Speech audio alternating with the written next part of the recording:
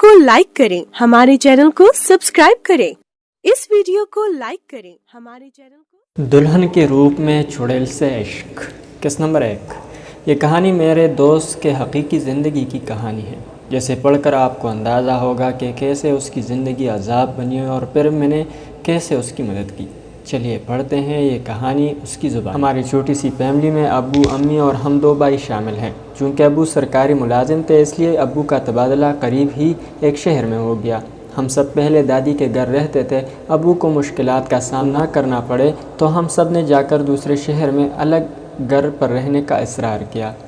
मैं उस वक़्त कॉलेज में पढ़ता था। हमने नए शहर आकर भी तालीम का सिलसिला जारी रखा।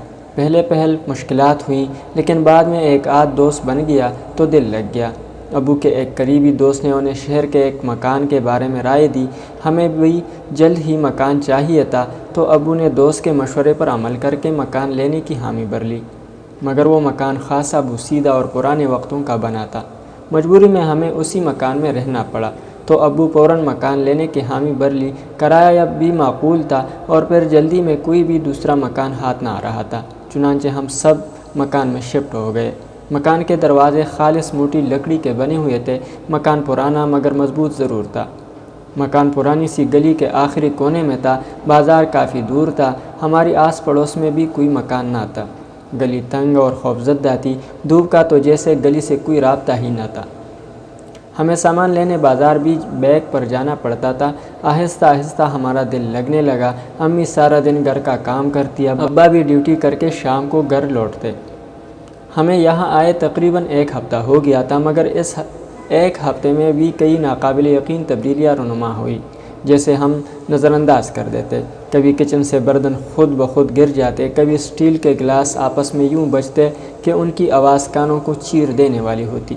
कभी कभार ताली में चम्मच टूटने की आवाज़ आती, जैसे कोई बच्चा कई दिनों से भूखा ताली में पड़ने वाले खाने का मुंतज़िर हो। दरवाज़ा भी ज़ोर ज़ोर से बजता। हमें लगता कोई फ़कीर है, मगर जब दरवाज़ा खोलते तो माँ सिवाय गली के गुफ अंधेरे के कुछ नज़र न आता। ये कोई गैर मामूली तब्दीलियाँ नहीं थी। अक्सर मेरा छोटा भाई डर सा जाता और रोने लगता।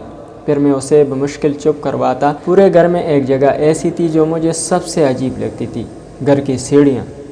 घर की सीढ़ियाँ भी बहुत पुरानी बनी हुई थी। उन सीढ़ियों की ईंटें बहुत सख्त और मजबूत से जमी हुई थी। एक सीढ़ी से दूसरी सीढ़ी के दरमियान बहुत फासला था। इन सीढ़ियों में एक अनजाना खौफ और दहशत थी। इन सीढ़ियों के अक्स में बिल्कुल नीचे एक छोटा सा दरवाज़ा था, जिस पर जालों से भरा हुआ पत्थर का मजबूत ताला लगा था। यूँ लगता था जैसे बहुत नायाब किस्म का ताला हो। चूँकि सीढ़ियाँ ज़्यादा थी और उनके नीचे दरवाज़ा था, तो हमें कभी महसूस न हुआ कि नीचे कोई दरवाज़ा भी है। मगर अम्मी को जब मालूम हुआ तो वो खौफजदा हो गई।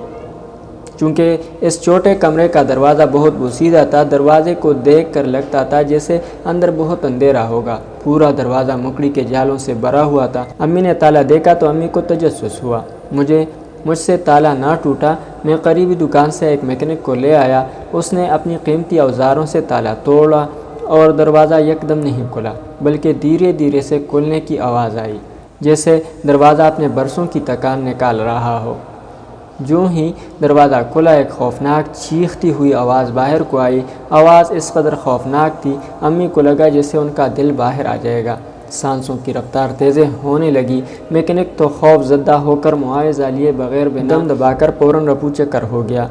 अम्मी ने अंदर झांका तो अचानक उनके पैरों के दरमियान से एक बहुत बड़ी बिल्ली निकलकर गेट की जाने भागी। काले रंग की वो बिल्ली, जिसकी आंखें आग के शोलों की मानंद दहक रही थी, अम्मी को ऐसे देख रही थी जैसे उनको अभी झपट कर उनकी बूटी बूटी कर देगी। फिर वो गेट से बाहर निकल गई। अम्मी पूरी तरह खौफ की जद में आ चुकी थी। फ़ौरन आयतुल कुर्सी पढ़ी और बहादुरी का मुजाहरा करते हुए कमरे के अंदर घुस गई। आगे बढ़ी, देखा हर तरफ काला गुफ अंधेरे का राज था। कमरे में रहन सहन का कुछ पुराना सामान मौजूद था, जिस पर मिट्टी की तहें बुरा जमान थी। जगह जगह पर जाले अपना मुंह दिखा रहे थे। कमरे में गर्मी की शिद्दत इतनी थी कि वहाँ से बाहर निकलना ही निजात था। शाम को अब्बू आए तो अम्मी ने सारा किस्सा सुनाया। अब्बू ने गौर किया और बिलाखिर दोबारा उस कमरे को ताला लगाने का हुक्म मेरे ज़िम्मे लगा दिया। अम्मी बहुत खौफजदा हो चुकी थी, दोबारा उस कमरे में जाने की हिम्मत ना कर पाई। मैं भी दिन भर काम में मगन रहा। अब्बू शाम को आया तो मुझसे पूछा। मैंने अब्बू की डांट से बचने के लिए कह दिया میں نے تالا لگا دیا تھا۔ رات کو اچانک ذہن میں آیا کہ ابو نے تو صبح دفتر جانا ہے۔ صبح جب جاتے ہوئے دیکھ لیا کہ تالا نہیں ہے تو میری اچھی خاصی عزت افزائی ہوگی۔ رات بھی کافی ہو چکی تھی، تقریباً 12 بجے کا وقت تھا، مگر مجھے ابو کی ڈانٹ قطعی نہیں سننی تھی۔ چنانچہ میں چارپائی سے اترا اور جوتا پہن کر تیز تیز قدموں سے تالا اٹھایا اور وہ سیدھا کمرے کی طرف بڑھا۔ دروازہ کھلا تھا۔ میں نے تالا لگانے کے لیے دونوں دروازوں کو پکڑا۔ اچانک دل میں خیال آیا کہ کیوں نہ کمرے میں تھوڑا سا جھانک لوں۔ ناظرین، اگلی قسط تک اللہ حافظ۔